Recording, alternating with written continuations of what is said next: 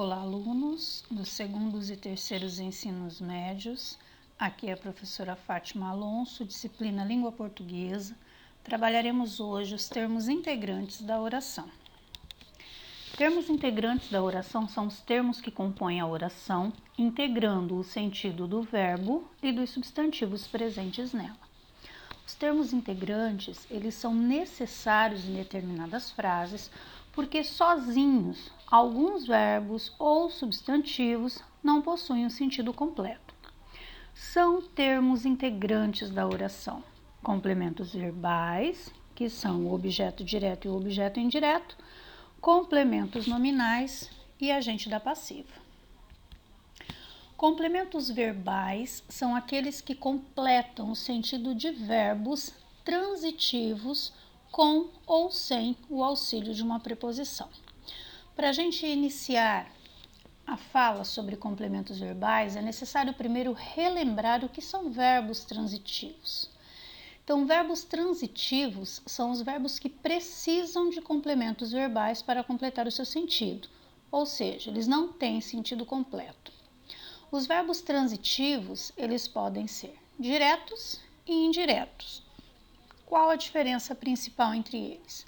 Os verbos transitivos diretos, eles pedem um complemento que se chama objeto direto, e esse objeto direto não é iniciado por preposição. Então, ele é ligado ao verbo sem o auxílio da preposição. Por isso, nós dizemos que ele é um verbo transitivo direto. Já os verbos transitivos indiretos, eles pedem um complemento, mas um complemento iniciado por preposição obrigatória. Por isso, eles são chamados de objetos indiretos. Nos verbos transitivos direto, o objeto direto, ele vai indicar sempre quem ou o que. Nos verbos transitivos indiretos, o objeto indireto vai estar sempre indicando de quem, para quem, com quem, de que, para que, a que, entre outros. Vejamos agora exemplos desses verbos. Então, exemplos de verbos transitivos diretos. Verbo ler. Quem lê, lê alguma coisa. Ler o quê? A receita, ler o livro, ler a notícia. Então, percebam que esses complementos do verbo ler, eles são iniciados sem preposição. A receita, o livro, a notícia não precisam de preposição para se ligarem ao verbo. Outro verbo, visitar. Quem visita, visita alguém. Visitar quem? Visitar a avó, visitar uns amigos, visitar o doente. Então, vejam, a avó, uns amigos e o doente são objetos diretos. Por quê? Porque se ligam ao verbo visitar sem o auxílio da preposição. Depois, o verbo ouvir. Quem ouve, ouve. Alguém ouve alguma coisa. Então, eu ouvi o quê? Um barulho alto. Eu ouvi quem? Eu ouvi minha mãe. Então, verbo transitivo direto. Ouvir, o que completa o seu sentido, objeto direto. Neste caso, um barulho alto, minha mãe. Exemplos de verbos transitivos indiretos. Então, verbo precisar. Olha só, quem precisa, precisa de alguma coisa, precisa de alguém. Então, precisa de quê? Precisar de ajuda, precisar de dinheiro, precisar de um casaco. Então, de ajuda, de dinheiro, de um casaco são objetos indiretos. Percebam que são ligados ao verbo precisar com o auxílio da preposição de. Então, quando nós fazemos a perguntinha para o verbo, nós fazemos que pergunta? Quem precisa, precisa de quê? Então, de alguma coisa. Verbo concordar. Quem concorda, concorda com alguém. Então, concorda com quem? Com a mãe, com o diretor, com a amiga. Percebam que todos esses complementos, com a mãe, com o diretor, com a amiga, são ligados ao verbo concordar com o auxílio da preposição com. Por isso, são complementos, chamados de objetos indiretos. Outros exemplos. Eu preciso. Quem precisa, precisa de alguma coisa, precisa de alguém. Então, eu preciso de quê? De ajuda. Eu preciso de quem? De ti.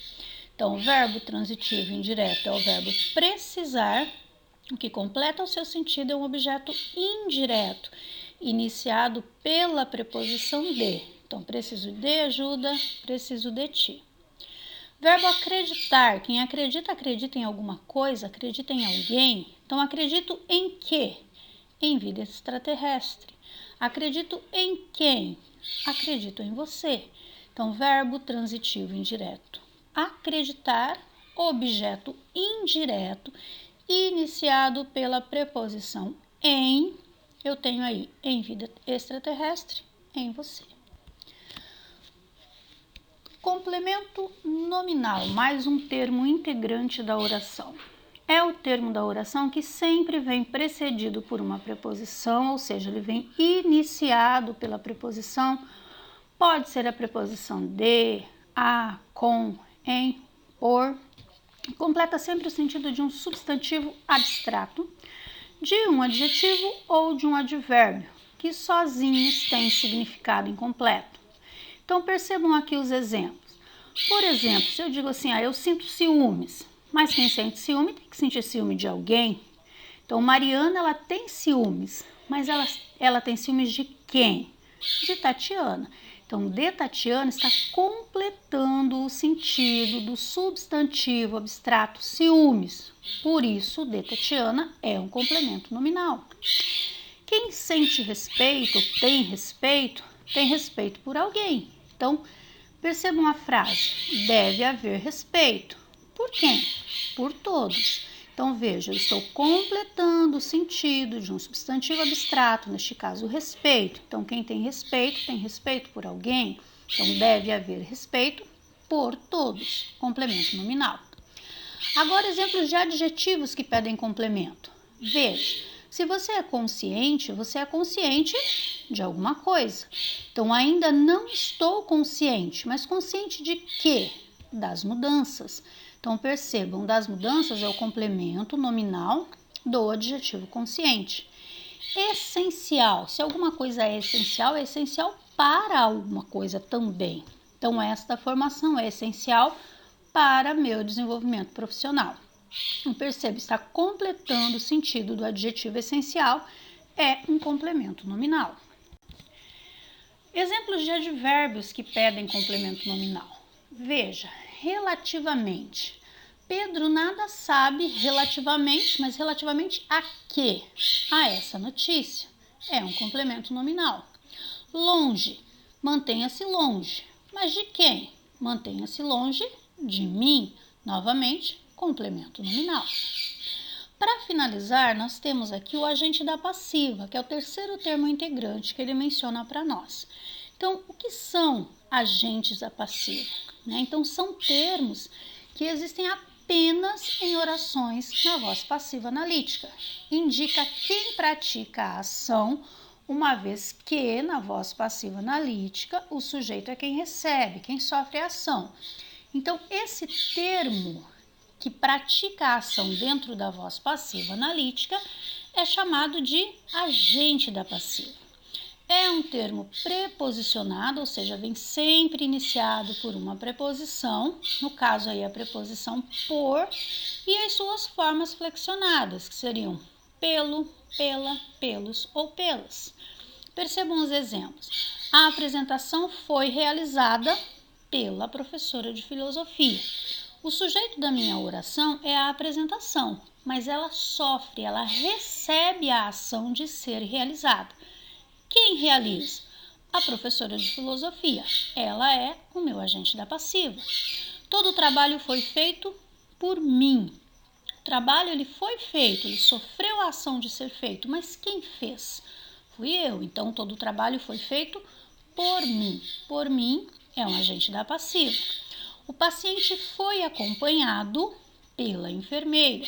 Percebam, quem pratica a ação dentro desta frase na voz passiva é a enfermeira.